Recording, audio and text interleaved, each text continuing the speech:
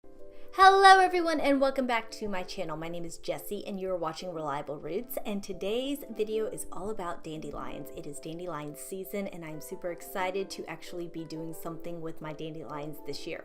So I've known for a while that dandelions are extremely medicinal. They can be used in a wide variety of different ways, and I'm going to take you through some of the recipes that we are using this year for our very free and very abundant amount of wildflower dandelions. Start off by picking the dandelions.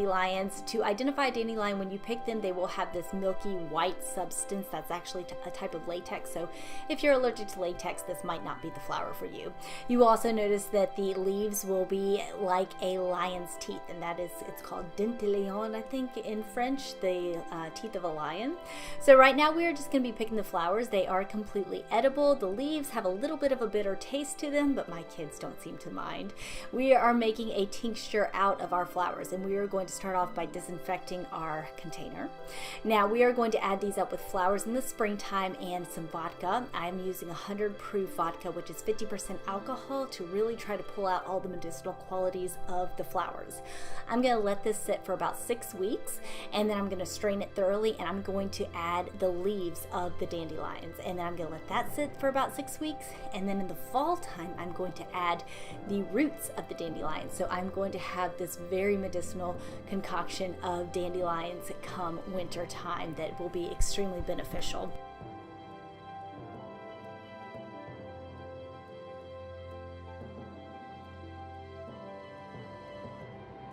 So the next thing that I'm going to be doing is making a very simple tea, just using the flowers of a dandelion or a few dandelions and adding some hot water to it and a little bit of honey. And this was just a very simple tea that was quite good. And then I'm also going to be making an infusion using apple cider vinegar with just the flowers. Again, I'm going to let this sit for a few weeks. I did rinse these flowers off, which is why they look a little bit more closed. I didn't do that with the tincture because I'm putting that in straight up alcohol, and I wasn't too worried about any of the little buggies or any of the dirt or anything like that because these flowers have not been sprayed with any chemicals. I know that because they're from my yard, so I don't have to worry about that. And any of the other things, I just kind of figure, well, you know, they're probably going to be either killed with the alcohol or they will actually be beneficial to my health as well. And it will set for about 6 weeks, and then I can just use that in salad dressing or like you would with normal apple cider vinegar. The next thing that I'm going to be making is a dandelion pesto, and guys, this actually turned out ridiculously good. So I'm just collecting dandelion leaves, I'm washing them, and I'm going to add some chopped up garlic, lemon, and some walnuts to this. Now the key to this is that I did add a little bit of sugar just for some added sweetness because those leaves are still kind of bitter. If you collect the leaves in the springtime, they're not as bitter as they are later on in the summer and the fall, but they do have that kind of bitter property. I'm also going to be adding the zest and the juice of a lemon to this. This was so good, guys. You can put this pesto over pasta, or you can put it with crackers, which is what I did, or just eat it raw. I really enjoyed this recipe in particular.